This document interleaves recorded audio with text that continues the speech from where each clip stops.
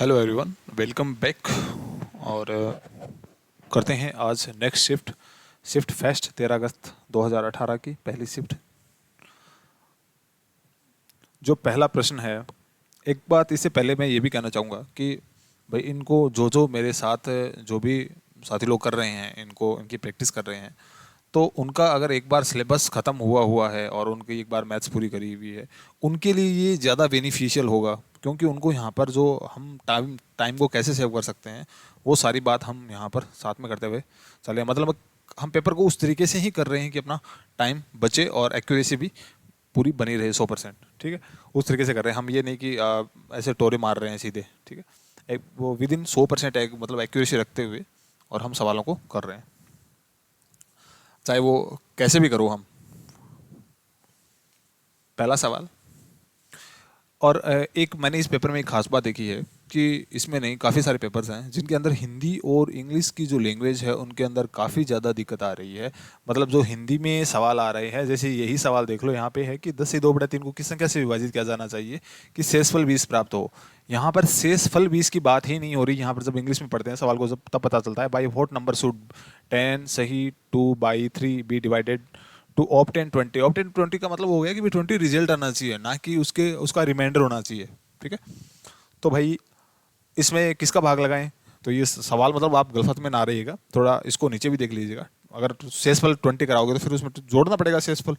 ठीक है, तो वहाँ पर शेषफल नहीं है, वहाँ पर वो एक रिजल्ट है कि 10 से 2/3 में किसका भाग दिया जाए कि रिजल्ट 20 आए। ठीक है, करते हैं फटाफट हम सवालों को। अब ये कितना आएगा, इसको सॉल्व करते हैं। ये मिस्र बिन में है 30 32 32 32/3। 32/3 में किसका भाग लगाएं? एक्स का भाग लगाएं। कितना आएगा? 20 मिलना चाहिए, तो इसको इससे क्रॉस मल्टीप्लाई कर देंगे। क्या आएगा भाई? वही आएगा जो आना चाहिए, ये आ गया। इस 20 को नीचे ले आएंगे। इतना भी शॉर्टकट नहीं चल रही। बाकी 8 4 के पार्टी से काट रहे हैं। ठीक है, 5 8/15 8/15 सुपर फास्ट स्पीड से। नेक्स्ट है, किसी समचतुर्भुज की एक भुजा 13 सेंटीमीटर है। तो समचतुर्भुज और चतुर्भुज में पता है, समचतुर्भुज में क्या होता है, सारी सारी जितने भी उसकी भुजाएं होती हैं वो सारी की सारी क्या होती हैं, बराबर होती हैं, बिल्कुल बराबर होती हैं। स्क्वायर में भी बराबर होती हैं, बट और आयत में बिल्कुल भी बराबर नहीं होती, दो दो होती हैं। तो वहाँ पे क्या होता है, सारे के सारे जो एंगल्स हैं वो 90 डिग्री होते हैं। यहाँ पे ऐसा कुछ नहीं कि सारे एंगल 90 डिग्री हो। समचतुर्भुज है तो सारी भुजाएं क्या है, समान है। तो ये बोल रहा है कि एक भुजा 13 सेंटीमीटर। एक क्यों, सारी 13 13 हो गई ना। एक क्यों, झूठ बोल रहा है। और उसका एक विकर्ण 10 सेंटीमीटर है। अब एक विकर्ण कोई सा मान लो, ये मान लो चाहे ये मान लो, ये मान लिया 10। ठीक है, अब एक इसकी खास बात बताऊं समचतुर्भुज की, कि अगर मान लो ये एक दूसरा विकर्ण और खींच लूं, तो ये जो यहाँ पे एंगल बनेगा ना, ये वाला एंगल, ये सारे के सारे 90 डिग्री के बनेंगे। ठीक है, 90 डिग्री के बनने से मान लो ये 10 है, तो ये कितना हो गया 5, ये कितना हो गया 5। तो ये 90 डिग्री का जब एंगल बन रहा है तो 13 5 और इसके साथ में 12 का ये ट्रिपलेट होता है। मतलब 5 का स्क्वायर प्लस 12 का स्क्वायर बराबर 13 का स्क्वायर होता है। तो ये क्या बन गया, एक समकोण त्रिभुज बन गया कहने का। तो वो 12 ये 12, तो 12 12 कितने हो गए, 24 हो गए। ये तो पूछ रहा है, दूसरा डायगोनल पूछ रहा है, तो दूसरा डायगोनल कितना हो गया, 24 हो गया। ठीक है, बहुत बढ़िया बात। आगे करते हैं भाई। ये डायग्राम दे दिया, नीचे वाला ले लेते हैं। ये कह रहा है कि ये टोटल 1000 IU है, टोटल है ये 1000 IU है। ठीक है, और हमको निकालना क्या है, what is the unit of calcium distributed in his body. तो कैल्शियम का 40% है, तो 1000 का 40% कितना होगा भाई, कितना होगा, 400 होगा। क्या पूछने की जरूरत है इसमें, ये कोई निकालने वाली बात थोड़ी है। ओके, रतन की वर्तमान उम्र 16 वर्ष है, जबकि उसके चचेरे भाई की उम्र 7 वर्ष है। कितने वर्षों के बाद रथिन की उम्र उसके चचेरे भाई की उम्र के 1.5 गुना हो जाएगी। ठीक है, तो ऐसे सवालों में क्यों तो एक्स मानो, क्यों बोझा ले फालतू में, क्यों रिस्क ले। ठीक है, तो भाई कितने साल बाद में ये इसका 1.5 गुना हो जाएगा, तो इसमें जोड़ दो ना। अगर 9 साल बाद में हो जाएगा तो 9 साल बाद में ये कितना होगा 25, ये 9 साल बाद कितना होगा 16। तो ये इसका 1.5 गुना हो रहा है क्या, नहीं हो रहा है। इसका 1.5 गुना कितना होता है, 24 होता है। 16 का आधा करके जोड़ देंगे तो 24 होता है। इसी तरीके से इसको चेक कर लो, 16 में 11 जोड़े कितने हुए 27, 7 में 11 जोड़े कितने हुए 7 में 11 जोड़े 18। ये इसका 1.5 गुना हो रहा है कि हाँ बिल्कुल हो रहा है। ये इसका आधा करके जोड़े तो हो रहा है, इसका मतलब 11, राइट आंसर। फिर से एज का सवाल। 13 साल पहले राम की एज सनी की एज की दुगनी थी 13 साल पहले। अब यहाँ पर देखो, मानने को हम एक्स भी मान सकते हैं, उसकी वाई भी मान सकते हैं, फिर -13 ऐसे भी इक्वेशन भी बना सकते हैं। पर हम देखते हैं कि अगर सीधे से ही हो पाता है क्या। वर्तमान से 3 वर्ष बाद सनी की उम्र राम की उम्र का 3/5 होगी। यानी अब ये क्या है, पूछा क्या है, राम की वर्तमान आयु, मतलब ये ऑप्शन है, ये क्या है, इसकी वर्तमान आयु है। तो इसके 3 साल बाद, ये कह रहा है 3 साल बाद, तो इसकी 3 साल बाद कितनी होगी 75, इसकी 3 साल बाद कितनी होगी 80, इसकी कितनी होगी 67, इसकी कितनी होगी 83। ठीक है, 3 साल बाद सन्नी की उम्र राम की उम्र का 3/5 हो जाती है। तो इसका 3/5 परफेक्ट आ सकता है क्या? अगर 3/5 निकाले तो पॉइंट्स में आएगा। तो इसका मतलब ये ऑप्शन नहीं हो सकता, ये ऑप्शन नहीं हो सकता। ठीक है, ये दोनों ऑप्शन अब हमने एलिमिनेट कर दिए। अब आई इन 2 ऑप्शन पे बात। अब वर्तमान से 3 वर्ष, देखो ये एज है, ये क्या है 3 साल बाद की एज है। ये कितनी है 3 साल बाद की एज है। अब भाई अब क्रॉस चेक करना है हमको, तो और क्या, तो 13 साल पहले की कर लेंगे ना, 13 साल पहले करेंगे। तो भाई ये 72 साल मान लो वर्तमान है, तो ये 13 साल पहले कितना होगा? तो आप इसमें से कितने घटाओगे, 13 घटाओगे तो ये हो गया 59। इसमें से 13 घटाओ, ये कितना हो गया? ये हो गया 64। अब भाई ये डबल है 13 साल पहले, ये डबल है ना, इसका आधा वो है, तो इसका आधा हो सकता है क्या 59 का? नहीं हो सकता ना। तो हमको पता चल गया कि सही ऑप्शन क्या है 77 है। 77 ये सही ऑप्शन है, क्योंकि 64 का ही आधा हो सकता है। इसको क्रॉस चेक कर लेते हैं भाई कि ये इस बात को सेटिस्फाई कर रहा है कि नहीं कर रहा। अब देखो इसकी अगर मान लो आज 80 साल है, तो 16 साल पहले, 16 साल पहले इसकी एज कितनी होगी? 16 साल पहले 16 देखना है क्या? सॉरी, इसका 3/5 निकालना पड़ेगा पहले, है ना, क्योंकि 80, एक सेकेंड, क्योंकि इसकी एज इसकी 3 साल बाद की एज का 3/5 है ना, तो इसका 3/5 निकालेंगे। इसका 3/5 कितना आएगा? 16, 16 थी 48 आएगा। ठीक है, 48 में से कितना कम करेंगे? 16, क्योंकि ये वर्तमान से 3 साल बाद की बात कर रहा है, और यहाँ पे 13 साल पहले की, मतलब 16 घटाएंगे ना, ये कितना आ गया 32। ये देखो इसका डबल आ रहा है ना, 64 का डबल आ रहा है 32, 32 का डबल 64 आ रहा है, उल्टा बोल दिया मैंने। ठीक है, तो इस तरीके से कर लेंगे, आराम से हो रहा था। तो सबसे पहले 2 ऑप्शन एलिमिनेट कर दिए, फिर एक इस पे काम किया, तो आधा आधा तो भाई जो सम नंबर होगा, इवन नंबर होगा, उसी का आएगा ना, ओड का थोड़ी आधा आएगा। आता तो है, पर मतलब यहाँ पे वो वाली बात नहीं करेगा एज वाले सवालों में। एक गेंद को 10 मीटर ऊंचाई से गिराया जाता है, वह जमीन पे टकराती है और 2.5 मीटर ऊंचाई तक वापस उछल जाती है। टकराव के दौरान गतिज ऊर्जा में कितने % की हानि हुई? अरे भाई 7.5 खा गया बीच के अंदर, तो इसका मतलब 7.5 का मतलब 75% हो गया ना। क्या ये पूछने वाला सवाल थोड़ी है।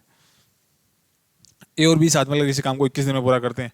अब देखो यहाँ पे देखो झोल कहाँ है।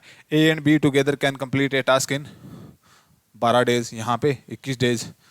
हमको इंग्लिश वाला सही मानना है एग्जाम में। ठीक है, अब इसकी जो इक्वेशन बनेगी वो बनाते हैं। यदि ए अकेले काम को करके आधे काम को पूरा करता है और फिर छोड़ जाता है, और इसके बाद बी अकेला काम करके शेष काम पूरा करता है, इसके काम को पूरा करने में 25 दिन लगते हैं। ठीक है, बी ए की तुलना में अधिक कुशल हो, तो बी द्वारा स्वयं काम करने में कितने दिन जाएंगे, ये है। ठीक है, तो भाई इस सवाल को बनाने के लिए क्या करेंगे, सबसे पहले तो हम 1 दिन का काम निकाल लेंगे। ठीक है, 1 दिन का काम निकालेंगे, तो 1 दिन का काम निकालेंगे तो क्या होगा भाई, 1 दिन का ए का काम 1/A, बी का काम 1/B, और इस तरीके से करके क्या होगा 1/12।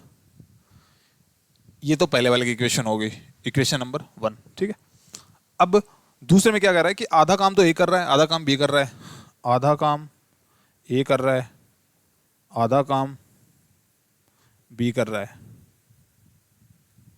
और ये दिन कितने लगा रहे हैं? दिन लगा रहे हैं 25। ठीक है, इसको जब सॉल्व करेंगे तो ये क्या आएगा, a + b = कितना आ गया 50। इसको सॉल्व किया है। ठीक है, अब इस ऊपर वाले को सॉल्व कर लेते हैं, तो ये क्या आएगा a + b अपॉन, यहाँ पर 1/12 b लिख सकते हैं क्या? इसको 1/12 a भी लिख लेते हैं, या फिर इसको यूं का यूं पढ़ा रहने देते हैं। देखो इसको ऐसे ही पढ़ा रहने देते हैं, वो हमको तो क्या सॉल्व करना है बस, थोड़ा सा, कोई इतना ज़्यादा है नहीं। तो इसको इक्वेशन कहो आप 2, और यहाँ से b की वैल्यू, अगर a की वैल्यू आप रखो तो ये क्या आएगा 50 - a आएगा, 50 - a आएगा। ठीक है, या फिर सॉरी 50 - b, a की वैल्यू 50 - b। अब ये 50 - b है ना, ये इसी में रख देते हैं, किसकी जगह? a की जगह। तो यहाँ पे इक्वेशन रखा a 50 - b + 1/b = 1/12। भाई ये इक्वेशन आ गई, सॉल्व कर लो। सॉल्व करने के लिए क्या करोगे आप, चाहे तो यहाँ पे बी की जो ऑप्शन है ना, जो ऑप्शंस गिवन है उनकी वैल्यू रख के देख सकते हो कि 1/12 किससे आ रहा है, या फिर आप इसको सीधा भी सॉल्व कर सकते हो। सॉल्व करेंगे तो क्या हुआ 50 - b, और b इसमें थोड़ा टाइम लग रहा है, पर टाइम लगने वाली बात है नहीं। 50 - b = क्या आ गया 1/12, क्योंकि लिख रहे हैं तब टाइम लग रहा है। इससे ये कैंसिल आउट हो जाएगा। उसको उससे जब गुणा करेंगे 50 को 12 से, तो 12 × 5 = 60, ये कितना आ गया 600 आ गया। अरे बस, तो 600। ये अपना रिजल्ट क्या आ रहा है 50b-b² equals to 600b² minus इसको अगर ऐसे लिख दें 50b+600 इक्वल्स टू 0। अब अगर टुकड़े करेंगे, टुकड़े करके b की वैल्यू निकालेंगे तो b की वैल्यू क्या आएगी, एक तो आएगी 20 और एक क्या आएगी 30, क्योंकि इसके टुकड़े हो रहे हैं ना, 20-30 को गुणा कर रहे हैं 600, ठीक है। तो b की 20 और 30 आई है। अब देखो इसमें पूछा क्या है, ये क्या है, इसके दिन आए हैं, तो बी द्वारा स्वयं काम करने में कितने दिन लगेंगे, तो भाई ये भी तो कह रहा है ना बी ए की तुलना में सुपर फास्ट है, तो भाई 20 की स्पीड है तो बी 30 दिन थोड़ी लेगा, बी 20 दिन लेगा। दो ऑप्शन आ रहे हैं तो बी कितना दिन लेगा, 20 दिन लेगा। बाकी के 30 दिन कौन ले लेगा, ए ले लेगा। ए किसी भरे हुए टैंक को 28 घंटे में खाली कर रहा है, ठीक है, बहुत बढ़िया बात है, 28 घंटे में काम जो चाह रहा है ये। जबकि बी उसी टैंक को 35 घंटे में खाली कर रहा है, ठीक है। और ये कह रहा है यदि चालू करने के बाद वैकल्पिक रूप से टैंक भरा होने पर अगर पाइप ए और बी एक के बाद एक घंटे के लिए लगातार खोल दिया जाता है तो टैंक, देखो ऐसे सवालों को आपको पता है कैसे करना होता है। इनको एलसीएम निकाल दिया, इनका एलसीएम कितना आएगा 140, ठीक है। ये हो गया 5 बार और ये हो गया 4 बार। अब पहले तो देखो भरने वाला टैंकर काम कर रहा है, फिर खाली करने वाला कर रहा है ना। ये किसी भरे हुए टैंकर को 28 घंटे में खाली कर सकता है, ओके। ये तो देखो खाली करने का काम कर रहा है, और ये क्या कर रहा है, भरने का काम कर रहा है, यही तो है। बी उसी टैंक को 35 घंटे में भर सकता है, ठीक है। A can empty field 28 hours while fill the same tank, ठीक है, ये बात है। ये 5 खाली करेगा और ये क्या करेगा 4 भरेगा, तो भाई ये कभी भर जाएगा क्या। अब देखो टैंकर पूरा भरा हुआ है, सवाल को दोबारा पढ़ो। यदि चालू करने के बाद वैकल्पिक रूप से टैंक भरा होने पर अगर पाइप ए और बी को एक के बाद एक घंटे के लिए लगातार खोल दिया जाता है तो टैंक खाली करने में, अभी देखो टैंक भरा हुआ है 140 भरा हुआ है, 140 भरा हुआ है, ठीक है। अब भाई 2 घंटे में देखो, पहले तो 5 निकाल रहे हैं फिर 4 डाल रहे हैं, तो 2 घंटे में 1 लीटर खाली हो रहा है, ठीक है। 2 घंटे में मतलब 140 लीटर की टंकी है, तो 2 घंटे में 1 लीटर खाली हो रहा है, तो 140 लीटर खाली होने में कितना टाइम लगेगा, सीधा 280 घंटे लगेंगे। पर 280 घंटे से पहले इसको चलाएंगे ना लास्ट में, फिर ये भरेगा थोड़ी, ये खाली हो ही जाएगा, तो 1 घंटा कम लगेगा। तो ये कितना होगा 279, 280 से एक कम 279, है ना, क्योंकि ये भर जाएगा, ये पहले ये चला रहे हैं बाद में ये चला रहे हैं, तो इसका नंबर ही नहीं आएगा, ये पूरा खाली यहीं पे हो जाएगा, फिर दोबारा थोड़ी भरेंगे खाली हुए हुए को, है ना। तो वो जो दो के सेट है वो तो पूरे अपने 278 तक काम करेंगे, और उसके बाद में वो 5 वाला 5 की स्पीड से खाली कर ही रहा है, 5 की एफिशिएंसी से खाली कर रहा है, ये कह सकते हैं। एक ट्रेन 375 मीटर लंबे प्लेटफॉर्म को 27 सेकंड में पार कर लेती है। यदि ट्रेन की गति 70 किलोमीटर प्रति घंटे की हो तो ट्रेन की लंबाई क्या है, बहुत लुच्चा सवाल है, ठीक है। 375 प्लस x, ये इसकी लंबाई हो गई, और इसको किसके बराबर रखते हैं, इसको 27 सेकंड के बराबर रखते हैं, और इसकी स्पीड है इसको भी इसके बराबर रख देते हैं, और इसको मीटर प्रति सेकंड में कन्वर्ट कर देते हैं, ये आ गया, ठीक है। अब भाई ये है बहुत ही नॉर्मल है, 9 3 27 18, ये इसका कितना हो गया 35 हो गया, ठीक है। और ये कितना हो गया 375 प्लस x इक्वल्स टू, अगर इसको सॉल्व करें तो ये कितना हो गया 95 नहीं 105, सॉरी, ओके 105 मल्टीप्लाई बाई 5, तो ये कितना 525 आ गया ना, 525। तो भाई x की वैल्यू यहाँ से कितनी आ जाएगी, -375 कर देंगे तो 125 और 25 150। लाल हरे और गुलाबी टोकन वाले बैग में लाल रंग के टोकनों को ग्रीन हरे रंग के टोकनों का अनुपात, देखो भाई एक तो है लाल हरा गुलाबी, ठीक है। लाल को लिखेंगे रेड, हरे को लिखेंगे ग्रीन, और गुलाबी को लिखेंगे पिंक, ठीक है। 5/12 का रेशियो किसका है, रेड और ग्रीन का है, 5/12 का है रेड और ग्रीन का। और पिंक और रेड, पिंक और रेड का 7/15 का है, पर उल्टा लिखेंगे ना यहाँ पर, क्योंकि पिंक और रेड, सॉरी यहाँ पे देखो उल्टा हो गया, एक सेकेंड, पिंक और रेड का रेशियो दे रखा है यहाँ पे,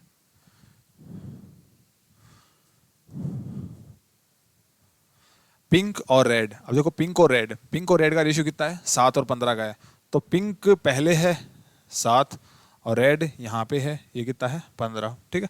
अब यहाँ पे लोचा किसका आ रहा है, रेड का आ रहा है, यहाँ पे रेड 5 आ रहा है, यहाँ पे 15 आ रहा है, तो भाई इसको 15 बना लेते हैं। इसको 15 बनाने के लिए क्या करें, 3 से मल्टीप्लाई कर लेंगे ऊपर वाले को, तो 3 से मल्टीप्लाई करेंगे तो 15 36, नीचे वाले के साथ कोई छेड़खानी नहीं कर रहे हैं तो 7। पूछा क्या है भाई, पूछा है ग्रीन और ये अपना पिंक कलर, ग्रीन और पिंक 15 7, ग्रीन और पिंक 36 और 7, ग्रीन और पिंक 36 7। किसी समचतुर्भुज की एक भुजा 41 सेंटीमीटर है, 41 सेंटीमीटर है भाई। समचतुर्भुज वही वो वाला समचतुर्भुज है, कौन सा वाला अभी हमने देखा था वही, ठीक है। इसका क्षेत्रफल 720 है। तो सबसे पहले अगर बात करें कि समचतुर्भुज का क्षेत्रफल का फॉर्मूला क्या होता है, तो वो होता है 1/2 गुना विकर्णों का गुणनफल। तो 1/2 गुणा पहले वाला विकर्ण कौन सा है, ये भुजा है 41, भुजा है ना कि विकर्ण, ठीक है। तो भाई ये अगर 41 भुजा है, ये भी 41 है, ये भी 41 है, ये भी 41 है और ये भी 41 है, ठीक है। तो अभी यहाँ पे दो क्या होंगे, इसके अलग अलग विकर्ण होंगे। तो भाई थोड़ा दिमाग में रखना कि ये 41 है, ये किसका पेयर होता है, तो ये होता है 40, 41 और 9 का पेयर, ठीक है। इसका 1600, इसका 1681 और ये 81, तो ये तो हो गया 9 और ये हो गया 40, ठीक है। ये भी 9 हो गया और ये भी क्या हो गया 40।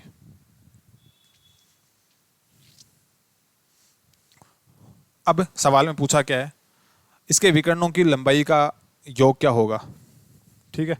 इसके विकर्ण, तो इसका विकर्ण ये कितना हो गया 80 और ये कितना हो गया 18, तो ये कितना हो गया, इतना हो गया। 6 दिनों के लिए बिक्री कार्यक्रम के लिए सुमित को कुछ धनराशि दी जाती है, परंतु उसे कार्यक्रम को 4 दिन और बढ़ा देना पड़ा, जिसके कारण उसका प्रतिदिन का औसत भत्ता घटकर 56 रुपये रह गया। तो भाई पहले कितना भी था, अब 56 रुपये औसत है, कितने दिन का, 6 और 4 10 दिन का। 10 दिन का अगर 56 एवरेज है तो टोटल कितना हो गया, टोटल हो गया 560। पूछा क्या है, शुरुआत में उसे कितनी धनराशि दी गई थी, उससे कुछ लिया दिया थोड़ी है बीच के अंदर भाई, और बढ़ा देना पड़ा। तो कार्यक्रम को बढ़ाया, पैसों को थोड़ी बढ़ाया, तो 560 इसका फाइनल उत्तर आ जाएगा। चाहे 6 दिन होता तो उसका भाई एवरेज है वो कम ज़्यादा आ जाता, एवरेज ज़्यादा आ जाता। और 10 दिन कर दिए तो भाई पैसे तो उसको दिए ही 560 थे। पीटर और प्रीति के उम्रों में 5 साल का अंतर है। 35 साल पहले जब दोनों का विवाह हुआ उस समय पीटर की उम्र का 4 गुना प्रीति की उम्र के 5 गुना के बराबर था। वर्तमान में दोनों की उम्रों का योग क्या है, तो यहाँ पे देखो एक्स मानना ज़्यादा सही रहेगा। पीटर और प्रीति, तो पीटर को मान लेते हैं पी और प्रीति को कुछ भी मान लो, या फिर पीटर को एक्स मान लो और प्रीति को मान लो वाई, ठीक है। पीटर और प्रीति की उम्रों में 5 वर्ष का अंतर है, माइनस ये आ गई इक्वेशन 1, ठीक है। 35 वर्ष पहले जब दोनों का विवाह हुआ तो भाई 35 साल पहले ये भी 35 साल छोटा था और ये भी क्या है 35 साल छोटा था या फिर छोटी थी, जो भी मानो आप। उस समय पीटर की उम्र का 4 गुना प्रीति की उम्र के 5 गुने के बराबर था। अब ये पीटर मान रहे हैं, ये है पीटर जी और ये है प्रीति जी।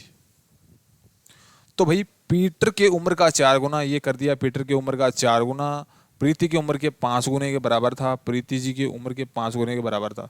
वर्तमान में दोनों की, यहाँ पर बस क्या करना है फाइनली एक्स और वाई की वैल्यू निकालनी है, ठीक है। तो एक काम तो हम यहाँ पे ये कर सकते हैं कि एक्स की जगह है y+5 किसी भी इक्वेशन में रख सकते हैं, इस इक्वेशन में रख दें। एक्स की जगह क्या रख दें y+5, है ना, क्योंकि इसको उधर भेजेंगे। तो एक्स की जगह रख दिया y+5 minus 35 equals to 5y minus, इसको इससे गुणा करेंगे तो ये आ गया माइनस, इसको 150 और 25 कितना हो गया 175, ये हो गया 4y, ठीक है। ये -30 को 4 से गुणा करेंगे तो माइनस 120 बराबर 5y माइनस 175।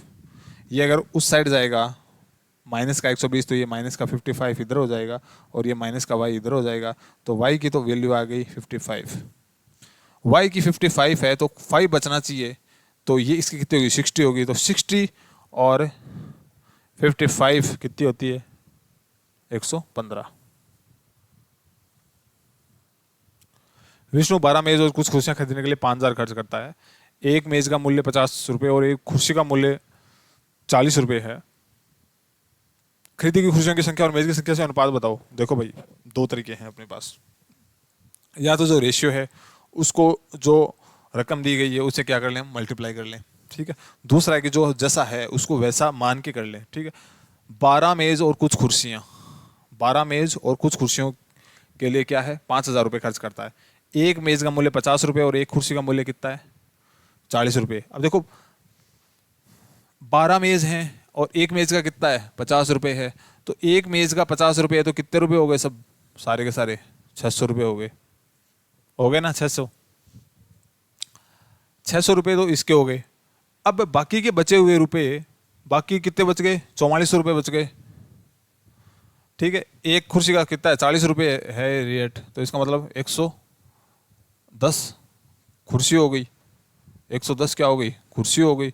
और ये 12 मेज थी, तो 12 और 110 का रेशियो कितना होता है भाई, कैसे भी कर लो, 6 कर दो, 55 कर दो, और कटेगा क्या, नहीं कटेगा, 6 55। ठीक है, मतलब उल्टा पूछ लिया, मतलब हमने उल्टा कर लिया, एक ही बात है, 6 55 या फिर 55 6। किसी कक्षा के सभी 10 लड़कों का एक परीक्षा में औसत प्राप्तांक 15 था, जबकि कक्षा के सभी 25 छात्रों का इसी परीक्षा में औसत प्राप्तांक 16.2 था। कक्षा के सभी छात्रों का औसत क्या है, यहाँ पर देखो 10 तो लड़के हैं, 10 लड़कों का है 15, तो इसका टोटल हो गया 150। जबकि कक्षा के 25 छात्रों का, छात्रों में छात्र और छात्राएं दोनों आ गए, ठीक है, 25 छात्रों का 16.2 था, तो इसको इससे अगर मल्टीप्लाई करें तो कैसे करेंगे, 25 को अगर हम 16 से करें तो इसका हो गया, 25 को 4 से करें तो 100 आता है या 400, और 25 को इससे करें तो हो गया 405। 405 में से हम कर देते हैं 150 कम, क्यों कर देते हैं, 10 लड़कों का कम करेंगे भाई, ये कितना हो गया, 5 4 और 2 245। ठीक है, 245 किनका है, बाकी ये 15 बचे हुए लड़कियों का है। क्या पूछ रहा है, छात्रों का पूछ रहा है भाई, तो 15 का भाग लगाएंगे बड़े तमीज से, 15 का भाग लगा दो भाई, 15 एकम 15, कितने बच गए, 15 9, ठीक है, 15 छिक्के 90। 6% प्रतिवर्ष साधारण ब्याज की दर से एक धनराशि 6.5 वर्षों में 834 रुपये हो जाती है। तो 6% की दर है और 6.5 साल तक साधारण ब्याज चल रहा है, साधारण ब्याज चल रहा है तो मतलब कोई ब्याज वाला सिस्टम नहीं है।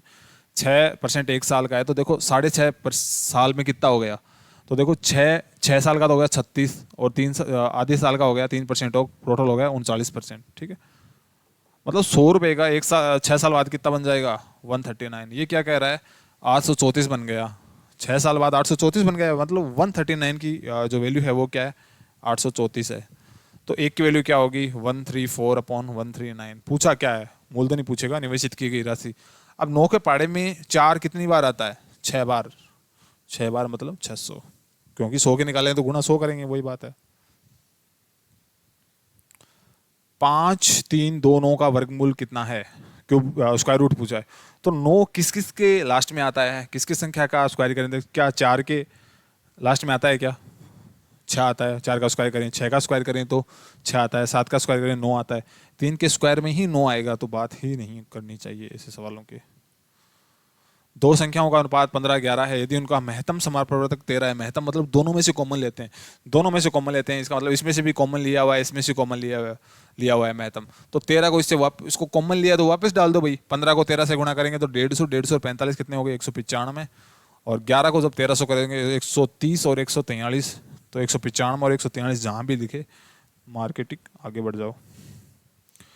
किन विकल्पों में कौन सा सबसे छोटा वर्ग है जो 8 15 और 20 से पूर्णतः विभाजित होता है, तो भाई कौन सा छोटा वर्ग है जो 8 15 और 20 से पूर्णतः विभाजित, देखो वर्ग का मतलब है परफेक्ट स्क्वायर, तो परफेक्ट स्क्वायर 8 15 और 20 का चेक करना है, तो सबसे पहले तो इसका एलसीएम चेक करेंगे ना, क्योंकि इसका भाग जाएगा तो वो एलसीएम होगा, तो 8 15 और 20 का एलसीएम, 8 15 और 20 का एलसीएम, ठीक है, कितना आएगा, 4, आराम से निकाल लो, देखो 4 15 10, फिर 2 से दोबारा 2 2 15 5, फिर दोबारा दोगे, दो लो 5 का दे लो, 2 3 5, अब कर लो 15 30 150 300 600, एलसीएम कितना आया 600। तो जो भी मल्टीपल होगा ना वो क्या होगा, 600 का जो नज़दीक से नज़दीक आ रहा है ना, ये तो पूरा सबसे छोटा वर्ग, तो 600 का 6 से गुणा करने पे 3600 आ रहा है, तो सबसे छोटा भी आ रहा है। इस सवाल में है कि रीड द फॉलोइंग, क्या हो गया, एक second, read the given chart and the answer the following question. भाई in south what is the percentage of seats won by party A, तो पार्टी ए कहाँ है, ये रही भाई पार्टी ए, ये रही पार्टी ए, साउथ की बात कर रहा है, साउथ कहाँ है, ये रहा साउथ, ठीक है, सिर्फ साउथ साउथ की बात कर रहा है ना कि ईस्ट वेस्ट नॉर्थ की। तो ये कह रहा है कि भाई कितने परसेंट जीता ए ने साउथ में, तो एक का तो सिर्फ 40 है, और सबका मिला के कितना है, 40 6 46 83, और ये हो गया 130, ठीक है, इसको इसमें भाग दे देंगे, इसको इससे काट देंगे, 13 का 400 में भाग लगाएंगे तो कितना आएगा, 30.8 के लगभग, 30.8। नेक्स्ट है 48 और 54 का लेसन निकालना है। भाई कितना मस्त सवाल है, मैं बता रहा हूँ देखो। इसका इसमें से कॉमन निकालो, कुछ भी कॉमन निकाल लो। तो देखो इसमें भी 2 का 3 का तो जा ही रहा है, तो कोई बड़ी संख्या 6, देखो इसमें से 6, इसमें भी 6 का जा रहा है और इसमें भी 6 का जा रहा है, तो एक तो आ गया 6, 6 को अलग निकाल लो, एक तो आ गया 6। ठीक है, अब क्या बच गया, 6 अंठे 48, 40 और ये आ गया 9। तो ये भी तो शामिल होंगे 6 8 9, जिसमें 6 8 9 होंगे वो इसका राइट आंसर हो जाएगा। इसका निकालना है 4000 का, क्या निकालना है 54% निकालना। तो ये 4 है, ये इससे मल्टीप्लाई होगा तो कितना होगा, 4 को 4 से गुणा करते हैं तो 6 आता है, लास्ट में 6 किसके 21 60 के। सवा समाप्त।